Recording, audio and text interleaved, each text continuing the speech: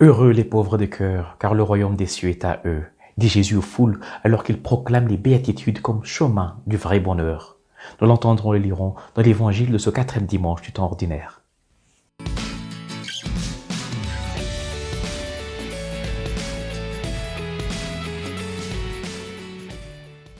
Qui nous fera voir le bonheur? S'écrie le psalmiste dans le psaume 4, verset 7. En proclamant les béatitudes, le Seigneur Jésus nous montre le chemin du vrai bonheur. Le vrai bonheur pour quiconque aspire à la plénitude de la vie. Et ce chemin est celui de la pauvreté du cœur. Dans l'évangile de ce dimanche, le Seigneur dit « Heureux les pauvres en esprit, car le royaume des cieux est à eux. » Ce chemin est celui de la douceur.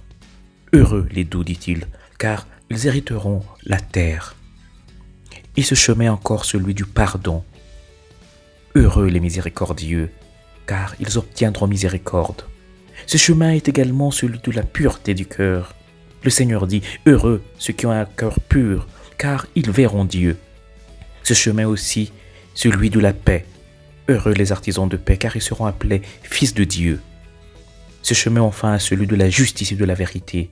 Heureux ceux qui sont persécutés pour la justice, car le royaume des cieux est à eux. Heureux serez-vous quand on vous outragera, qu'on vous persécutera, qu'on dira faussement des choses, toutes sortes de choses à cause de moi. Réjouissez-vous, soyez dans l'allégresse, parce que votre récompense est grande dans les cieux, dit le Seigneur. Car c'est ainsi qu'ils ont persécuté les prophètes qui ont été avant vous. Le psalmiste a demandé « Qui nous fera voir le bonheur ?» qu'on pourra envoyer à une personne. Il a dit « Qui ?» et non « Quoi ?» ce qui renverrait plutôt aux choses, comme s'il s'agissait de faire des choses pour obtenir le bonheur, d'accomplir des actes pour obtenir le bonheur, de respecter des conditions, d'exécuter des rituels, de réciter des prières ou des formules incantatoires. Non, il ne s'agit pas tant de choses à faire pour parvenir au bonheur dont parle le Seigneur, mais plutôt de manière d'être. Être en suivant l'exemple d'une personne qui pour nous devient un modèle. Et cette personne, c'est le Christ Jésus lui-même qui nous invite à être comme lui. D'abord, être pauvre de cœur, pauvre d'esprit, donc totalement confiant en Dieu de qui l'on dépend. Comme un pauvre qui sait qu'il n'est pas absolument autosuffisant.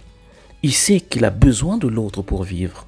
Il n'est pas rempli de lui-même. Il sait qu'il ne peut pas vivre dans l'orgueil de croire qu'il n'a pas besoin du prochain. Il dépend de Dieu. Il dépend des autres. Être pauvre de cœur, c'est surtout et d'abord reconnaître la place de Dieu dans ma vie, comme étant celui de qui je reçois tout don parfait, comme le dit Saint Jacques dans sa lettre. Celui de qui je reçois la vie, le mouvement et l'être, comme le dit Saint Luc dans les Actes des Apôtres. Et par conséquent, vivre selon son commandement d'amour. Ensuite, dépasser l'orgueil de croire que je n'ai pas besoin de l'autre, peu importe qui il est ou qui elle est, riche ou pauvre, vieux ou jeune, proche ou éloigné.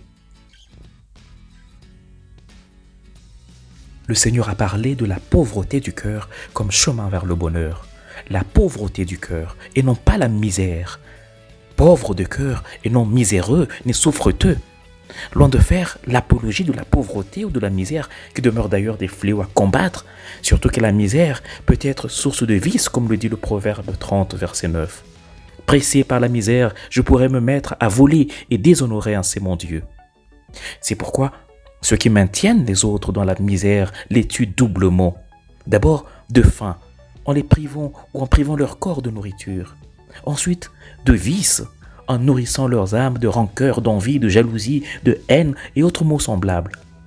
Je disais donc que loin de faire l'apologie de la pauvreté ou de la misère, le Seigneur, par l'expression pauvreté du cœur, le Seigneur nous invite à vivre dans l'humilité, de nous reconnaître créature des dieux et solidaire avec le prochain, sans qui je ne peux vivre heureux, parce que ma vie dépend aussi de lui ou d'elle, d'une manière ou d'une autre, qu'il soit ami ou ennemi.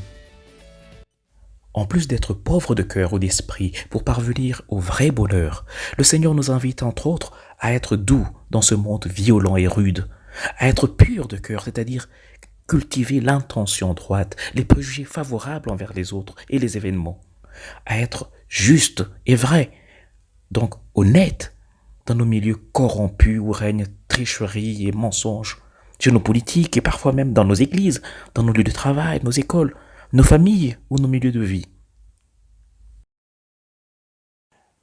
Prie donc avec moi. Seigneur Jésus, doux et humble de cœur, rends mon cœur semblable au tien pour marcher chaque jour sur le chemin de tes béatitudes. Amen. Et que le Seigneur te bénisse et te garde, ta famille et toi-même, au nom du Père et du Fils et du Saint-Esprit. Amen. Bon dimanche chez vous. Communauté, nous disons, Boye et l'amour, Caribou Kwetu, bienvenue chez nous, Kwisa Yambote, Jifika,